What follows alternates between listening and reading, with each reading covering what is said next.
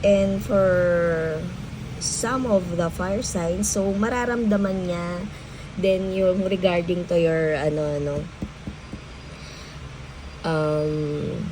na parehas kayo. Maybe ikaw yung may mga boyish, ganon. So, mararamdaman ka niya na ang tagal mo nang tinatago to sa mundo, sa pamilya mo, sa kaibigan mo, and siya, ang lakas ng pakiramdam niya regarding sa yung pagkatao.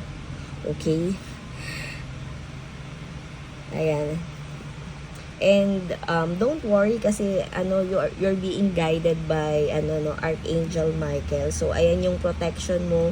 Kung ano man yung mga interview, lakad mo ngayong this week, ayan, andyan lang si Archangel Michael para gabayan ka. So humingi ka ng kung may mga problema kang pinagdadaanan ngayon regarding to your sa pagkatao mo, yung sexuality,